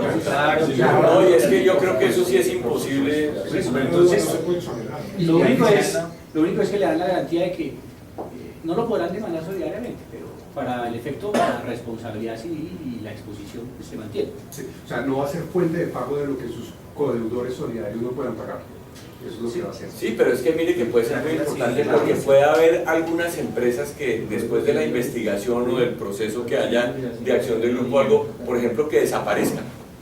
Una multinacional que se va y nadie le puede cobrar, por ejemplo. Nadie le puede cobrar porque ya no tiene activos ya. Y entonces uno diría que el grupo que está demandando y todo eso, pues se va contra los que sí quedan ahí y tienen una responsabilidad solidaria y les va a cobrar hasta el último peso y pues sí ve a uno pues la dificultad y ya si es gente que participó en el programa de delación, pues ya confesó, entonces su capacidad de defensa y de maniobra pues es muy restringida en ese escenario de la indemnización de perjuicios, ¿no? Y tiene más liquidez porque no ha sido sancionado. Sí, más fácil para coger las cuentas. Sí. Muy bien. Sí, difícil, es el que echarle más cabeza. ¿Sí? De cuidado. Aquí la última es que el proceso de beneficios es confidencial, me parece que es una norma muy importante, mantener la confidencialidad pues, de todo el proceso de delación que hoy en día pues, se duelen los delatores del inmenso nivel de publicidad y de exposición que tienen a la opinión Cuando inició pública. el programa de delación, aquí hubo delaciones, ¿sí? Que no terminaron en aperturas, Ujú. pero hubo delaciones. ¿Y alguien supo de las delaciones? ¿De los Nadie. casos? Yo Pues creo no los que... conocemos. No, exacto. Cuente a ver. Entonces, hubo delaciones, ¿sí? Y se mantuvo la confidencialidad. Delaciones que iniciaron con Gustavo Balbuena y finalizaron con el doctor de la calle. Y no. Y no abrieron. Pero con la actividad de la administración. No, señor, no hubo actividad de la No, señor. Hubo actividad de la administración. Pues no abrieron y hay que Pero cerraron, ¿no? ¿Qué? ¿Hubo cierre? Hubo delación. Yo lo que le estoy diciendo es que es confidencial. Pero, No Julio, lo que se ve hubo cierre. acá de que el superintendente llega y de pronto los que han hecho un acuerdo o un beneficio salen a la luz pública y la gente sabe quién fue el que lo hizo. Por supuesto. O sea, yo estoy diciendo es desde ese punto de vista el tema. No, Y en la mentira, resolución de no, pero es Peralta que también eso- se sabe quién es. Eso es porque la ley lo ¿Cuántos establece. caracteres tiene la letra y ahí sabe quiénes son? Es complejo el tema de Es que, doctor Miranda, en eso yo creo que el principal interés de la confidencialidad es que la confidencialidad, más que la cumplan los que se someten al programa, es que la autoridad la cumpla. Y eso supone para la autoridad el deber de resistirse a la tentación mediática, pero el deber sobre todo más grave aún de hacer públicas ciertas pruebas que fueron entregadas por unas personas dentro de un programa de colaboración, que luego la autoridad las expone como si es que ella las hubiera encontrado gracias a su actividad, a sus funciones investigativas, que no fue así. Las entregaron en virtud de un programa. Y la superintendencia, cuando las hace públicas en medios, pues ahí está violando el programa y está generando pues, sobre un tema que debilita. Sobre esto, Guillermo, es muy interesante la conferencia que dio Scott Hammond allá en Santa Marta, que él se refirió al, pues él es de los creadores del programa de delación, y ahora en Sydney pues tuvimos la oportunidad de escuchar al que fue el jefe de él ahí en el DOJ, que es pues el abogado principal de antitrust de Gibson Dunn, que es el señor Sparkley, y él lo que dice es que cuando ellos comenzaron, pues capturaban completamente toda la información y la mantenían secreta, y eso ha sido la constante de la autoridad norteamericana, y ellos le dan mucho énfasis a esa característica del leniency norteamericano, le atribuyen mucho del éxito a esas características, digamos, confidenciales que tiene, lo que no le va a violar los derechos de defensa a los otros investigados que no delataron, porque indudablemente pues esas personas que entran al proceso, que están siendo investigados, pues tienen que tener acceso a la totalidad de las pruebas. Pero ese tema sí es muy importante, y pues Scott Hammond en su conferencia lo que habla es de la regla de oro, el Golden Rule. ¿Cuál es la regla de oro? Que se resume muy fácilmente, es que la autoridad no debería hacer nada que ponga al delator en una situación menos buena que la que no tienen los que tienen los que no delataron. O sea, el delator siempre tiene que tener una posición por lo menos igual de buena en todos los aspectos procesales que la que tienen los que no delataron. Y yo creo que aquí el desarrollo del programa, pues hasta ahora, que pues con los primeros casos y todo, pues sí no ha gozado de esa característica. Sí ha habido muchas cosas que ha hecho la autoridad que ponen al delator en una situación más comprometida, más delicada que la que tienen los que dicen no, yo no he hecho nada. A mí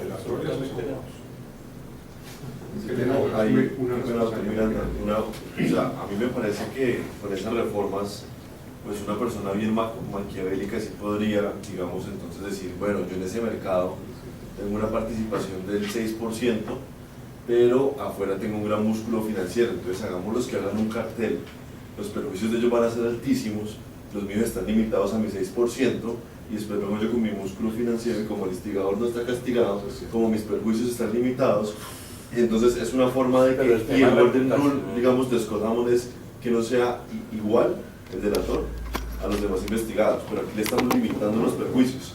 Entonces, vengo yo como una multinacional a un país donde hay 3 o 4 o 5 empresas, o digamos yo tengo solamente importaciones, pero instigo allá un cartel y los pongo en una situación financiera súper comprometedora, limito mis perjuicios al 6%, y con mi músculo financiero después vengo y me tomo el mercado. O sea, sí, lo que sí no puede pasar pero es que la gente no acepte hacer un cartel y punto.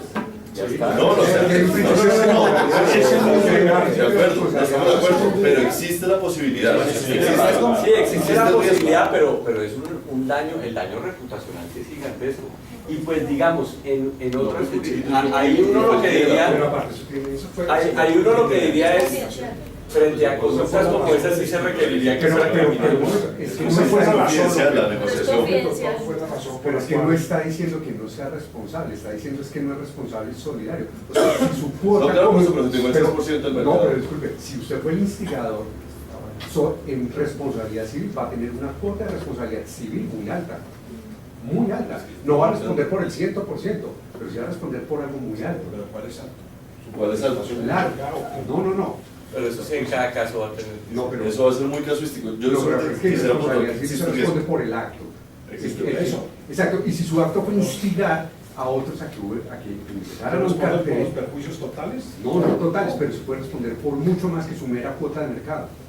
Porque usted responde por su acto, no por su cuota de mercado. Responde por su acto. Habrá que ver pues yo estoy más con Miguel. Yo sí creo que lo que dice Víctor es una posibilidad.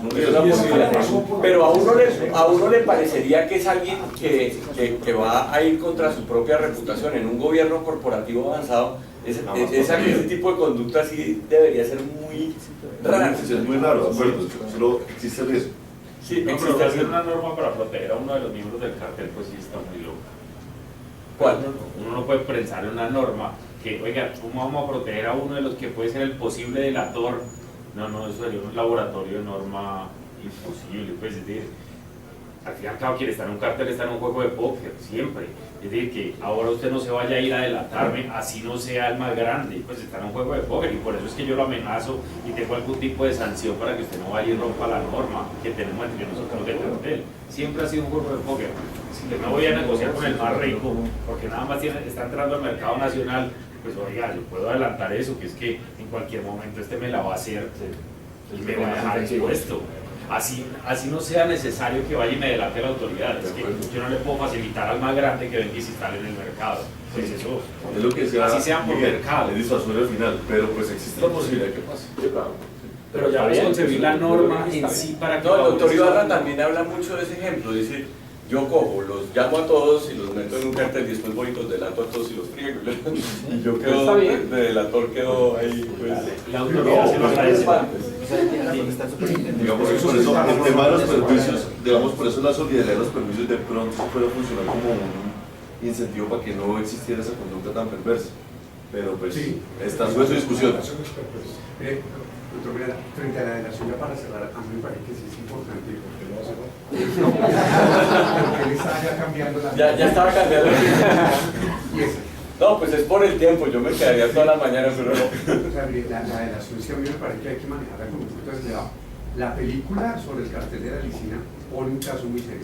Y ahorita en delaciones la gente va, inventa cuentos y los investigadores le están sugiriendo las preguntas al testigo con tal de animarlo a que hable. No, pues para poner un parangón, con el mecanismo criminal, por ejemplo, la ley de justicia y paz, que entonces genera, pues hay gente que puede haber asesinado y uno descuartizado y así, una cantidad de barbaridades terribles, entonces van y se acogen a esa ley y como paramilitar la persona y por delatar a los otros pues le dan 5 años, 7 años. Entonces hay una cantidad de gente que ha cometido otros delitos distintos y dice no, yo fui paramilitar y se acoge a ese esquema y delata a otra gente y no importa quién delate, pues ellos delatan ahí a ver al que sea para obtener las rebajas. Entonces claro, estas normas generan unos incentivos también para gente que no se caracteriza por su ética ni por jugar bajo las reglas y que va a tratar de utilizar el sistema jurídico para obtener unos beneficios pues muy complicados, ¿no? Y un control de la legalidad de esa prueba, porque es que es parte del problema, o sea, irse hasta el final de una resolución con la forma en que redacta la super, que es muy emotiva y todo el mundo que se lee una resolución queda convencido que los hechos se fueron, así la realidad sea otra. ¿Cierto? Es que diga, un momento, espérense, antes de salir con la relación, mira a ver si estas pruebas también. Sí, claro, no. Una cosa hay que hacer, una cosa es o perverso. tienen los Y eso aunado a que las garantías se nos acabaron también. Pero entonces, doctor Tobar, usted por ejemplo, en materia criminal, ¿usted piensa que no debería existir el sistema de beneficios por colaboración con las autoridades, el tema de... Pues mire lo que está pasando con nuestros sistemas de principios de oportunidad, lo que usted mencionaba hace unos minutos, los paramilitares copiados del sistema gringo, donde delatan cualquier cosa, dicen cualquier cosa y están ahí. Hoy nosotros empezamos un tema de absoluto debate, el tema de extradición. Lo primero era que no los extraditaron, ahora quieren que los extraditen, porque pueden hacer los mismos negocios allá y pueden delatar. Ese es un ejemplo de que hay veces... Sí, pero en Italia, en los Estados Unidos, la forma de romper las estructuras criminales sí ha sido a través de la delación. Eso sí, pues... Yo creo que es una herramienta que nadie puede negar.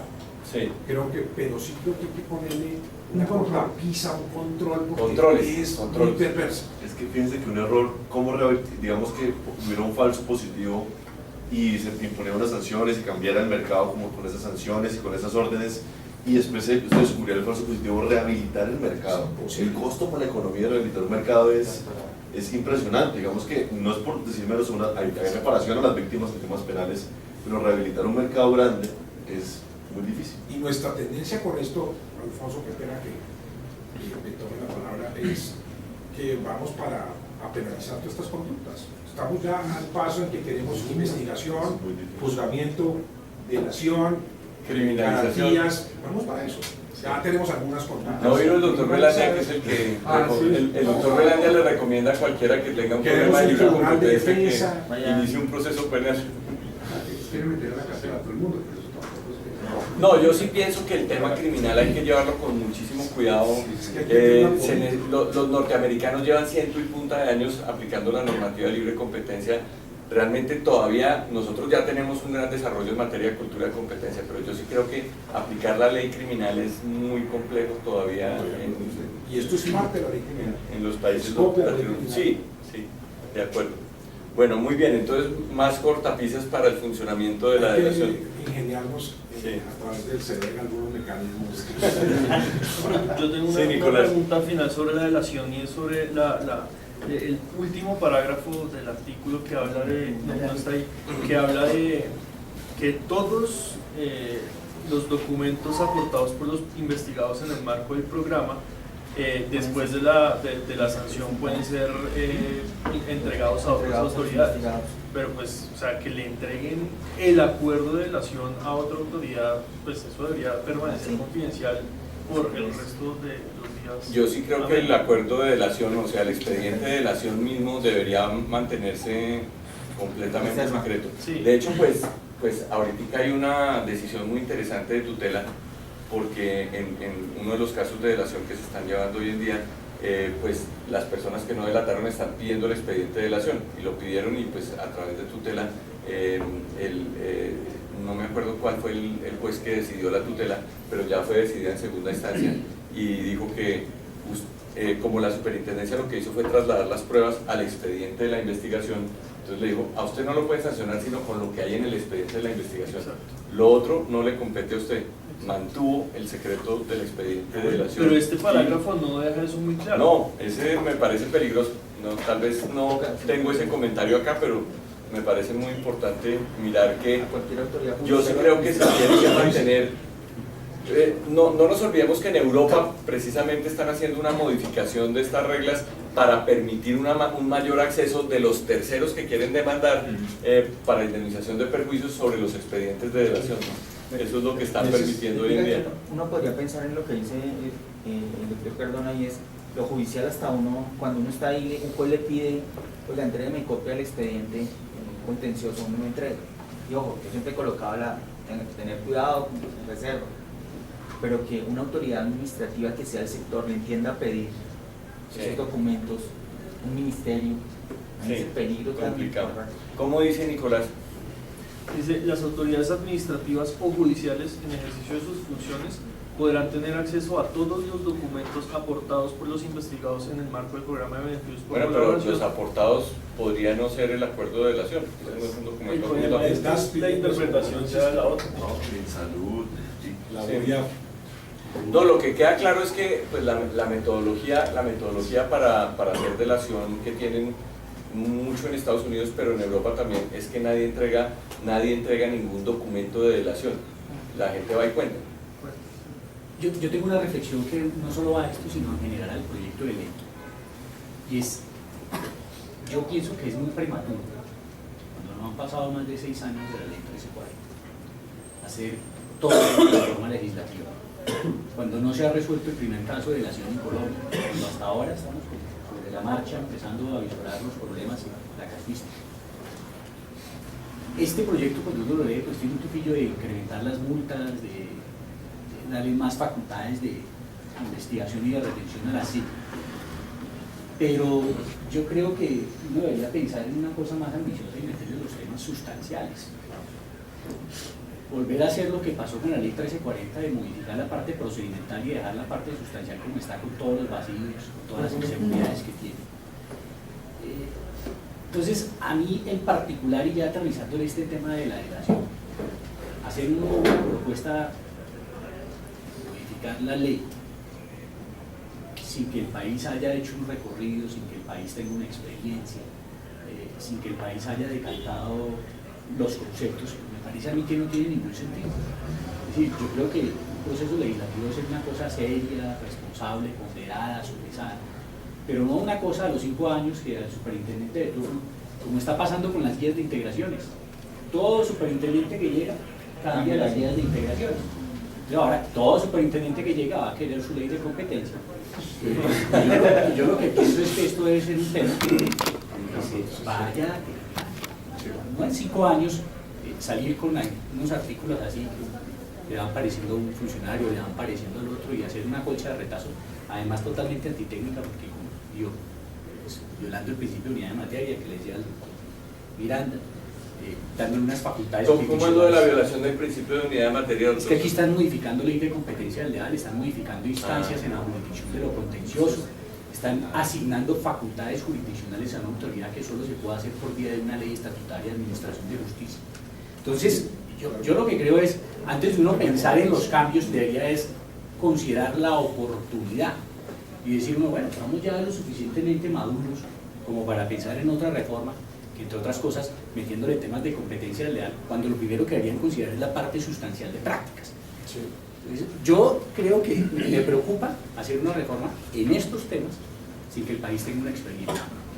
Y basado en una recomendación de la OECD, que es que a la OECD le parece que en Colombia las multas son pequeñas, entonces subámonos.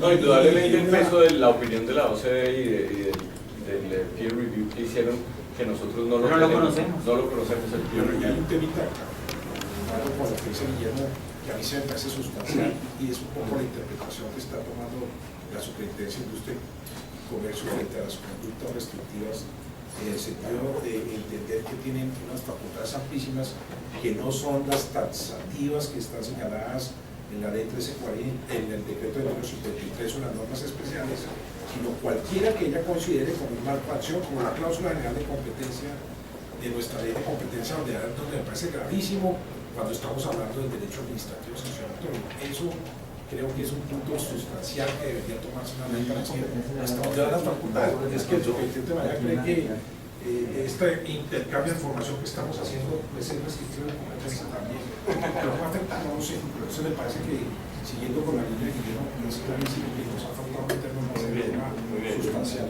Yo voy a proponer una moción de orden para que nos queden unos minuticos para discutir, pero lo hemos hecho, a mí me encanta la sesión del CEDEC así, cuando todos opinamos, y eso me parece a mí que ha habido muchas sesiones del CEDEC en que ni siquiera dejamos que el expositor termine de exponer, y eso es bueno porque demuestra que podemos hacer. Pero simplemente lo que quiero es enumerar las otras medidas porque ya estamos en la fase final de cuáles son las facultades que le están dando al Superintendente de Industria y Comercio, las condiciones que debe tener en cuenta para decretar medidas cautelares. Ahí hay un capítulo sobre medidas cautelares que puede imponer el superintendente. Le dice que puede ordenar como medida cautelar excluir a uno o varios proponentes de un proceso de selección por posible colusión. Muy interesante esa medida cautelar, habría que ver después las demandas que se pueden suscitar por razón de eso, pero pues el tema de colusión en licitaciones es una preocupación súper importante.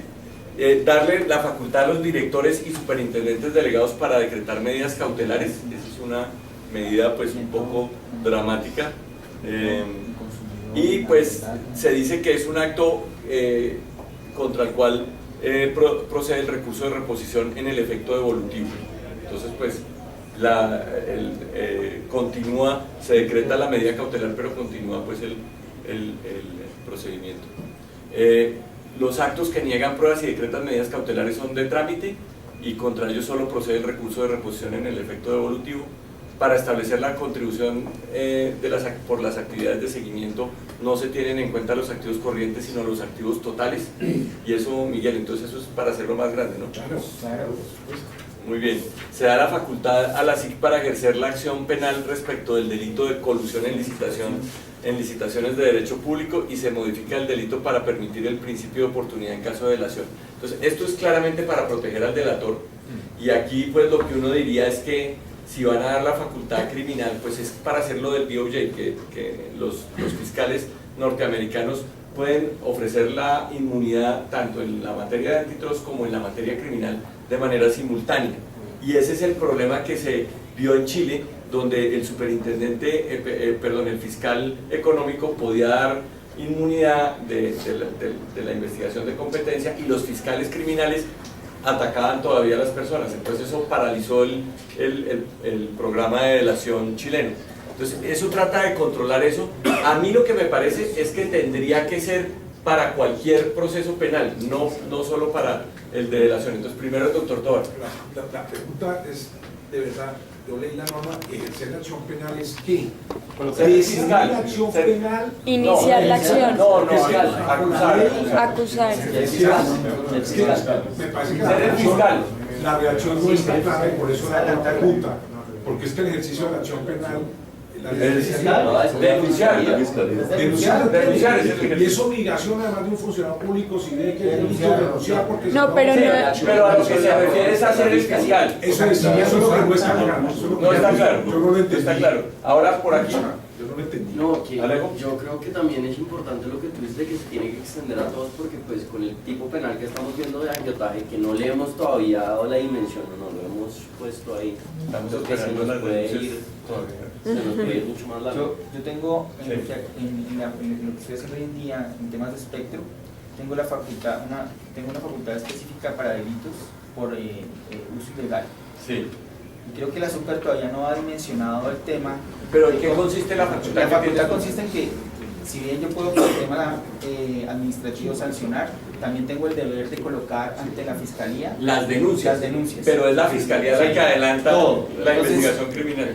Si en temas como espectro y telecomunicaciones, que ya pues que se conocen un poco más, un procedimiento de estos dura 3, 4, 5 años, y yo estoy peleando con la Fiscalía fuertemente porque se mueva. Yo creo que no ha dimensionado este tema tampoco desde el punto de vista práctico. Porque los temas de libre competencia tienen una técnica, como lo hemos dicho, especial. Y más allá, este es un problema práctico. ¿Y cómo lo hacen? No inmediatamente van a decretar un allanamiento, no inmediatamente van a abocar el conocimiento del proceso. O sea, por muy impacto que tenga el caso, que creo que es el ejemplo que ellos tienen ahorita en la cabeza, es lo que acaba de pasar en un caso que tiene ahí la Super, ¿sí? Que le genera impacto y salió la Fiscalía casi simultáneamente en la investigación. No, en todos los casos pasa eso, doctor Miranda, porque ellos primero le dan prelación a otro tipo de delitos contra la seguridad pública. Pero precisamente por eso quieren que sea la superintendencia la que adelante la acción. O sea, quieren tomar el papel de la Fiscalía en ese hay una estructura de poderes. Ese es el problema que yo veo. Eso es lo que se entiende y eso es lo que ellos pensaron, pero estoy de acuerdo en que ahí no está claro.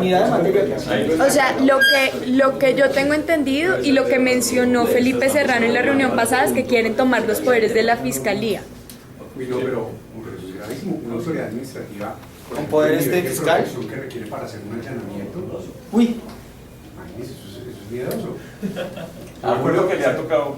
¿Se acuerda con la soledad de por medio? Además que eso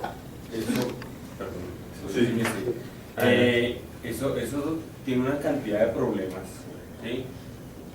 Nosotros tenemos, digamos, pues en la financiera nos tocó vivir muchas cosas de lo mismo que está viviendo la Super hoy por la captación de ese tema, digamos. Y era, nosotros tuvimos el tema de, el doctor Perilla también lo conoce muy bien, y era, oiga, la Fiscalía tiene la información hace años. De hecho, corrimos riesgo de entregar la información antes de lo que considerábamos era el final de la investigación administrativa. Y se quedó dormida ahí. Y parte de las cosas que estallaron, pues hemos dicho siempre es, oye, es que aquí hubo un tema de inactividad, pero pasar de ahí a meterse uno a ejercer esa facultad, si eso es lo que se entiende, que yo estoy de acuerdo con Jaime, no lo entiendo así tampoco, es cambiar toda la estructura, porque además entonces ya el tema de policía judicial, entonces yo soy autónomo y entonces me voy a descargar completamente el tema de fiscalía. ¿Cómo voy a manejar eso? Tiene una cantidad de complicaciones. Yo sé que estamos solucionando un tema, o queremos solucionar un tema. Yo creo que la idea sí es de unificar la capacidad de dar la inmunidad, tanto en lo criminal como en lo de libre competencia, para favorecer el programa de delación. Esa es la idea. Ahora, que eso todavía está, pues digamos, muy emborrador y muy borroso, es verdad. Pero además hay otra pregunta, es la reacción también, es que dice, se da la facultad, no es que la tenga que adelantar y ese tema... Bueno, pero ¿cómo dice el proyecto? Porque pues ahí sí es un PowerPoint. Dice, parágrafo, el fiscal general de la Nación otorgará el principio de oportunidad a quien dentro de la investigación administrativa adelantada por la Superintendencia de Industria y Comercio haya obtenido la exoneración total de la multa e imponer mediante resolución en firme en virtud de la suscripción de un acuerdo de beneficios por colaboración. Sí, pero eso es en la parte de la delación, pero en la parte de las facultades, En la parte de las facultades está... Dice, atendiendo al bien jurídico tutelado y a la condición de Autoridad Nacional de Protección de la Competencia en Colombia, de conformidad con lo establecido en el parágrafo 2 del artículo 250 de la Constitución Política, la Superintendencia de Industria y Comercio podrá ejercer la acción penal.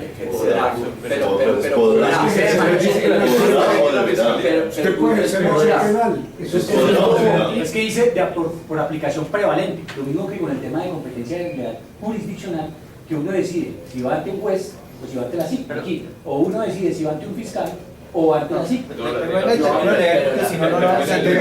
A ver, un momento que Julio va a leer la norma. Dice, la Superintendencia de Industria y Comercio podrá ejercer la acción penal respecto al delito de acuerdos restrictivos de la competencia contemplados en el artículo 410A de la Ley 599. Lo anterior, sin perjuicio del poder preferente que sobre el ejercicio de la acción penal tiene la Fiscalía General de la Nación. Eso es cuando el fiscal ve el fiscal ya que primero le pide permiso al fiscal, oiga, déjeme que quiero ir. Pero el fiscal se la puede quitar. Se la puede quitar.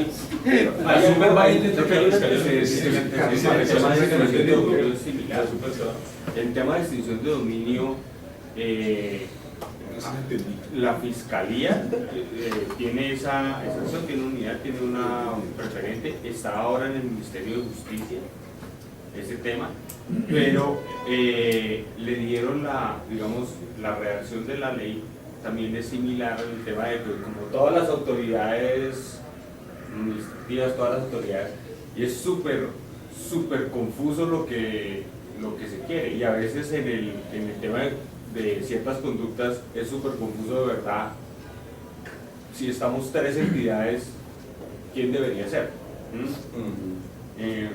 Creo que eso, hasta donde yo sé, no ha funcionado bien, y en última siempre lo ha hecho es la Fiscalía.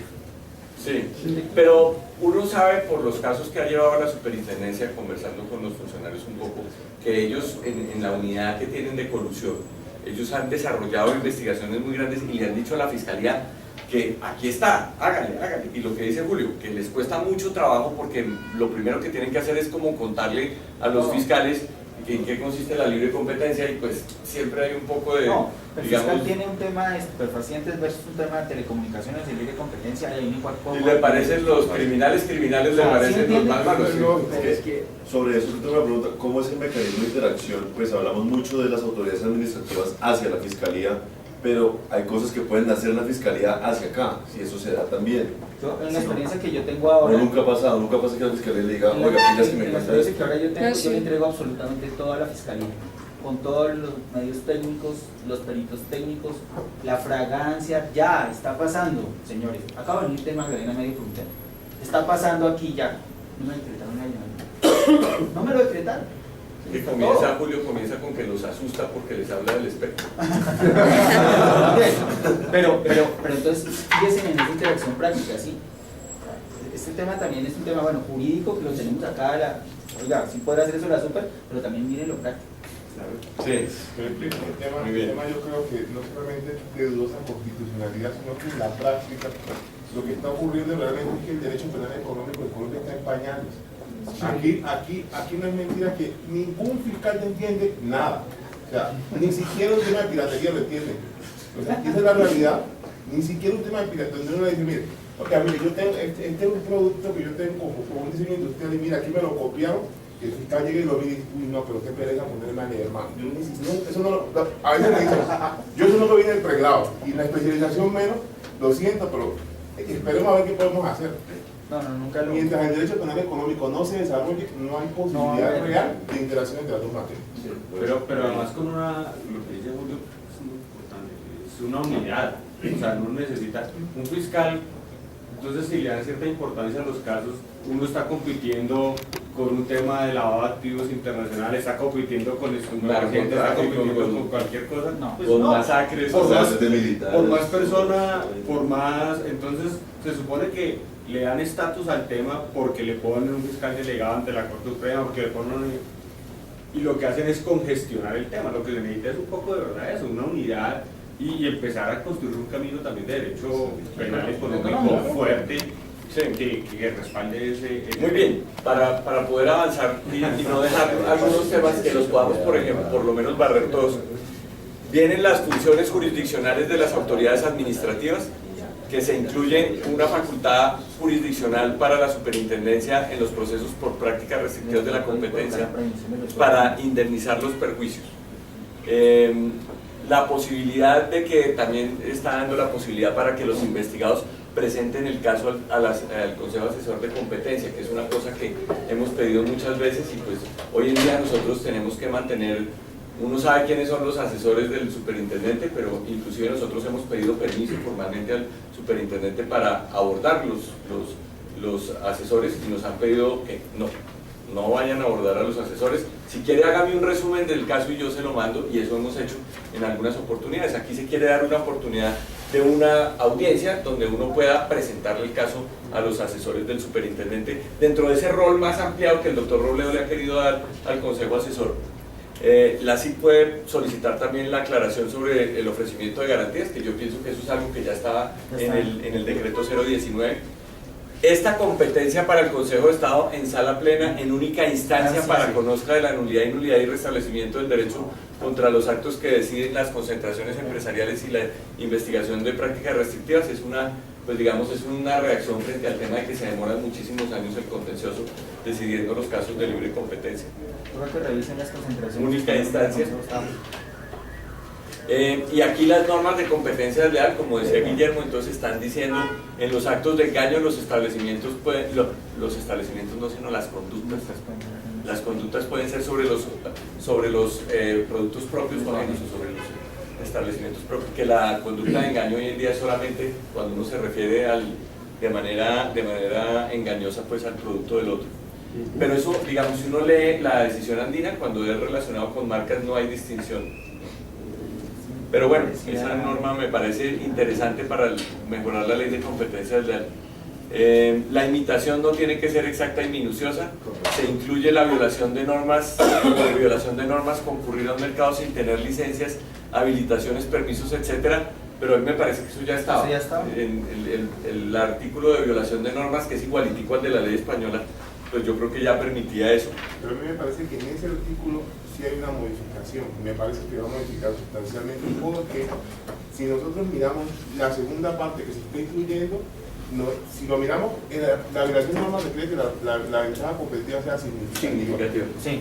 Si nosotros incluimos ese segundo artículo, ese artículo lo que es la interpretación que me estaría dando es que la violación de normas simplemente por no tener licencia, en todo caso ya no es competencia. Yo no le quiero probar la ventaja. Pero yo sí ganaría el caso de Satena, ¿no? Sí. O sea, porque es que hay un caso muy llamativo que alguna vez conocí en España, donde hubo el tema de los chalecos reflectivos, que tienen un diseño específico, y un productor no estaba cumpliendo con el diseño y lo está viendo como más pequeño, no recuerdo bien, y no estaba cumpliendo con la norma. Sí. Pero estaba vendiendo un precio, digamos, similar al que se vendían los demás chalecos. Una de las empresas demandó y lo que determinó el Tribunal Supremo fue: qué pena, pero aquí no hubo violación de normas, pero no fue significativo. Vaya y que lo sancionen por artículo, ese caso hubiera pasado a ser competencia desleal. Me parece una observación muy buena. Se eliminan los pactos desleales de exclusividad y se establece la publicidad ilícita. La norma de pactos desleales de exclusividad no ha tenido realmente en aplicación, yo no conozco ni un solo caso que haya de pactos desleales de exclusividad. Lleva varias. Por abuso de posesión.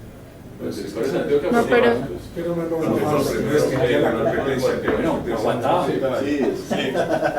Las medidas cautelares pueden solicitarse en cualquier momento del proceso, una excepción de nulidad en procesos de infracción de derechos de propiedad industrial, y la CIC conoce de las investigaciones contra los prestadores de servicios turísticos. La discusión tiene con... Sí, pero yo creo que pues eso debería ser posible interpretarlo así como están. Esas son todas las normas que tenemos. Entonces, hay otras cosas. Ya no va a haber el acto anticompetitivo del numeral 1 del 48. Lo eliminan. Sí, están eliminando eso. Sí. Que me y parece se acaba la audiencia de conciliación en procesos de prácticas comerciales restrictivas. Bueno. Y ya no. Muy bien, tenemos que añadir eso. Bueno, y hay un tema del tercero interesado también. un primer barrido y vamos a tener, gracias.